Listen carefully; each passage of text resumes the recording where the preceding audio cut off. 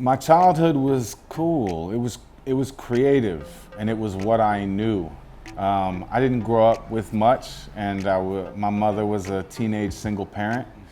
I was never really successful as a student, and so at times growing up, maybe I may have felt like, when you're a kid and you struggle in school, you kind of feel not successful. You're not a successful student. You maybe not a successful person. And when I got a bit older and did go through some of the struggles of school, getting kicked out, I found, tattooing, and tattooing really gave me a lot of confidence that I didn't have when I was younger. My first earliest memory of tattoos was my oldest cousin had gotten a tattoo when he was 15 or so, which was legal in Delaware and PA where we grew up. And his mom took him, signed for him, and my older cousin's 4 years older than me. He's now one of the managers of my company. It's just him getting tattooed, he was kind of like my big brother. So I never really thought anything about tattoos until my cousin got one done, and then I kind of became obsessed. I learned about Shane O'Neill soon after that, because where we're from, Lower Pennsylvania, Northern Delaware, that intersection, that's where Shane was from. And so everybody that knew anything knew Shane was the best guy around. And so I met Shane O'Neill before I became a tattoo artist or ever even thought of tattooing. He really inspired me because I had no idea previously what tattoos could be. I didn't know how rendered they could be. I didn't know how detailed, I didn't know how artistic they could be. And so I got really interested in tattoos. I think I did some Googling, and before I tell the rest of the story, I have to say that this is not the correct way to get into tattooing. This is a very dangerous, irresponsible way to get into tattooing. And so as I'm researching online, I found tattoo kits, and I bought one. And I tattooed, and I did a lot of really dangerous things that I should not have done. And that's really why you need to do a real apprenticeship with a professional artist who knows the rules, because there is not formal tattoo education. Now, this was 14 years ago now, and I bought a Joe Kaplan tattoo kit. And man, I remember tattooing my cousin and saving the tube and needle so I could tattoo him again tomorrow. The concept of that to me now is insane. I luckily, really soon after I kind of self-introduced to performing tattoos, I met someone who was willing to teach me a lot. And so his name was Pat McCutcheon, and this was in Delaware, outside of a trailer park in Newcastle, Delaware, and it was real. And it was, it wasn't the fanciest place, but it was what you'd expect. And Pat did a really good job. He was a really good tattoo artist who cared a lot. About the same time that I had bought a tattoo kit, learned tattooing, I was working still at Red Lobster, and I was going to school. And I remember on Mother's Day 2005, I decided to stop going to school and to stop going to Red Lobster and only tattoo. And I stayed at home and tattooed a lot of people I knew, and I did it for cheap. I didn't do a great job. And it's not, it's like I said, it's just not how I would recommend learning tattooing, but that's the path I took. Before I had even a lot of tattoos, I got my neck tattooed, these two guns, and it says bang bang on my neck. I don't know, I guess my adolescent crazy brain thought that would be the thing that would ever keep me from getting another job or having to go to school. It was like my rebellion from society, and I'm just not playing this game. I just figured, so if nobody will ever hire me, I better become a great tattoo artist. I thought about things like, how easy is it to Google someone's name? I always thought Keith McCurdy wasn't really easy to remember. And I remember there were these people whose names would roll off your tongue to me as tattoo artists, and they were incredibly memorable. And it always bothered me that if you asked someone, who's your tattoo artist? This guy Mike who works at, like, who is that person? And how will people learn about their work, and how will that spread? And people will remember your name. And so, I mean, I made my email address, Bang Bang Tattoos, early. When I first started tattooing, when I first got my neck, this girl would come into work every day and make fun of me. Hey, Bang Bang, hey, Bang. She just made fun of me, and everybody started calling me Bang Bang.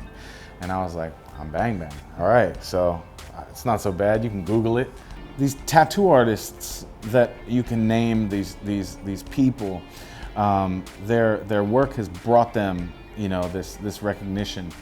And something that I thought about earlier is, well, if my name isn't really a name, it can be a brand. And so I've been Bang Bang for many, many years, but my store has only existed for 5. And now there's many people who come into this company to get tattooed, or even come work with us, who have no idea who I am. Because now Bang Bang is a brand, it's a store.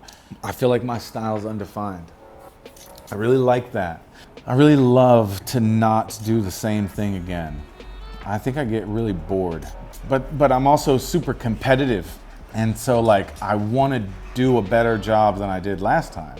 So I work in New York City, and I'm one of the guys in New York, and people come in to get New York tattoos all the time. Well, how many things are easily recognizable that identify with New York? So what's everybody want? They want a Statue of Liberty, they want the Empire State Building, and they want this bridge, right? You're working with just a few things that everybody wants, this topic, this subject, that you are trying to recreate each time in a way that that I am inspired to do it. So I have to be really interested, because it has to be the most difficult one yet, and it has to be much better than the last one, right? I'm older, I should be better.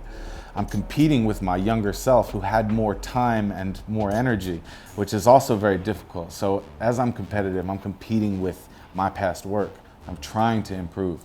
And so I think anybody who's watched the art that I've made throughout the years will see progression, and I like to keep doing that. It feels good. When I moved to New York, I was like 19, and I had a physical portfolio with printed photos and plastic sleeve, and I walked shop to shop trying to get jobs. And so I walked like St. Mark's, I walked 6th Ave and West 4th, a couple other stores that nobody would even really talk to me. Tattooing is a generally like unwelcoming environment, and it's intimidating too. I remember being young and being in that position as an artist. Like, you're really vulnerable, and it's an intimidating environment. And people, in my experience, weren't incredibly welcoming. It took me a while to find a job, and oftentimes, I found this out later, that I finally did get a job because I was kind of persistent. I kept going back, like, still looking for a job. I like this place. I found out that many people thought that the portfolio wasn't my work, that's cool. It's like, all right, I'm on to something. But when I started, I was like shitting in diapers. I was not that good, there was some things I could do okay, but I was working in a street shop, and that's probably right where I belonged at that time. There's so many things in my career that a lot of people have heard about. To me, it's just my reality. It's just a client who contacts me, who I go and try to do a good job for. And I do that for, the Con Ed guy who has appointments with me, or the sanitation guy. And I've been tattooing in New York for a long, long time. I tattoo all types of people from all walks of life. Early in my career, and even now often, I don't know who these people are. Like, I have a lot of work to do. I don't pay attention to who this Twitch star is who's coming in to get tattooed. I have no idea, So at the time, I may not have known the significance, but meeting Rihanna and how much that would impact my career, because people would see my work. When I met her, I had no idea who she was. I met Justin Bieber. He was 18. I knew he made music, but I didn't listen to Justin Bieber. I met Cara Delevingne, and she got this super iconic finger tattoo, kind of similar to mine. I had no idea she was the most famous model in the world. Rihanna texts me, hey, can you come tattoo? That means to me, okay, I'm gonna tattoo Rihanna tonight. I'm gonna pack up, I'm gonna go to her hotel, I'm gonna tattoo her. Well, I didn't tattoo her. We watched basketball and I tattooed her friend. Now she's my friend, and I try to stay tuned to what she's doing because I'm a fan of her as a person, but I'm not fanatic at all, and I oftentimes don't really know the buzz. I get it late when people ask me about it in interviews. I was young when I met Rihanna. I was like 19, 20. She was 18, I think. Umbrella just dropped. Pon de Replay was her song before that. So I met her and all I knew was this girl who was a singer wanted a tattoo. And she was doing an interview in the middle of the tattoo and she was moving a lot and I was annoyed. Many years later now, like, she's become a style icon and part of her style is the tattoos we made. So it's been, you know, really early that people saw work, but this was before social media. When MySpace came, I would upload a photo and then all of a sudden like CNN was calling my phone and I'm like, I'm in bed. Is somebody fucking with me?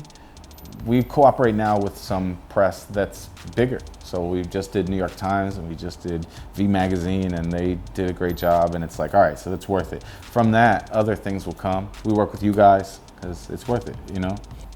You know, when I was leaving working for people and I was gonna go into a store, I was doing it with, you know, kind of alongside a family member who was taking the lead on it. It didn't work out well. Came time to decide that I had to stop. And so when it did, I started to control all the decisions made, all the branding stuff, along with our designer, Jesse McGowan, who is just like the most talented art designer you could ever meet. It started with our logo and our space. So what's our space, what's our logo, what's our theme? Balance was really important in designing this brand because I think tattooing is like, it's all, life is just about balance. So everything's, you know, it's black and it's white on purpose. Each one of the stores has a diagonal black and white cut through the middle of it, and it's a yin yang. It is balance on, and it's designed that way on purpose. And we gave enormous thought, just like when we tattoo, to the way we're going to take this brand. Every decision we make in it, everything we show people, is it on par with the tattoos we make? People that follow what we do will notice we don't do anything outside of our stores. We just tattoo, and we tattoo every day, and we work really hard, and this group of people works really well together and gets along really well. For me, like my biggest fear when I began my career in tattooing was being a bad tattoo artist. Like, nothing to me would be worse than being a bad tattoo artist, because it's permanent. It's for a person. Tattoos are really, man, you think of what someone's been through to want an image on their skin forever. Whatever that emotional connection is, it's really strong. Tattoos are like, they mean a lot to people. And so like, you have to give it enormous care and it has to be great. So I was nervous to be a bad tattoo artist. Really tried to rethink what I want from tattooing and the holes that I saw along the way. When I worked outside of a trailer park in Delaware, I saw those same issues in each studio that I worked at. And I felt like the ownership of the companies didn't give as much effort as we give to tattooing. And so it's kind of sit back and who walks in, answering questions, or disinterested, unwelcoming. This is a service industry, so we're making a service for people. We need to make sure clients feel welcome and their questions are not stupid. They should have these questions and we should be answering them, and we should be welcoming the questions and willingly answering. And I just felt like that was a core fundamental that lacked in a lot of places. Even in places that I've been at, it's like, you know, when you work on 6th Avenue West 4th, even me, it's like, you know, when you get somebody coming in the middle of the night that wants some tattoo on their neck and they're half drunk, it's like, it gets really easy to treat everybody like they're that guy. You know what I mean? It's an experience, first of all, that you're gonna remember your whole life. Every single tattoo that I have, it's burned into me, that memory, because I endured something for it. Of course, I have a bias, but I think we have the best tattoo shop in the world. But that's my personal opinion because I made it. Like, it's my baby, you know? We worked really hard for it. But when I thought about competition for a moment, or I'm asked about it, I think like, well, who are we competing with? Is it other tattoo shops? Well, which one? And then I felt like there was a gap between what we're doing and what other studios are doing. It's probably not a popular opinion, but it's mine. I kind of wanted more competition at that time. And so I kind of wanted to compete with myself. And if I felt I had the best tattoo shop in the world, well, I wanted to turn that into number two. I wanted to open a new best tattoo shop. We certainly have an influence. I think of tattoo shops around the world. It's hard for me to know how much influence we have because we're not in that situation. We are making it, you know? So when I walk down the street and I see tattoos similarly placed to weird, strange, unique ones on Rihanna, I go, well, I know why that person was influenced, but it's not really me, it's Rihanna. I just filled it in, you know? We just try to make sure like that we're doing the best we can, and that's it. So if we give it an enormous effort and do it really well, by the time it passes through all the filters of talented people that we have that see everything that we make, when we show it to people, whether it's video content or really anything business related, it will have been given enormous care. It is an experience for people because it's not what they expect. Clients expect tattoo shops to be stereotypical, and ours is not. I think the first thing you notice is it's incredibly clean and clutter-free. It's designed well. It's professional. People at the front desk are, they take their job very seriously, and they're there to answer your questions. So again, we recognize this job as a service industry, and so we treat it as such. I think if a client were to walk out and you'd ask them what their experience was, I think they'd tell you it's professional. We get to have personal relationships with people that we spend so much time with them. So although they're introduced to our company in that, just what they see at first, their first impression is like structured, professional, and different looking than a traditional tattoo studio. I think they'd leave feeling like they're a family.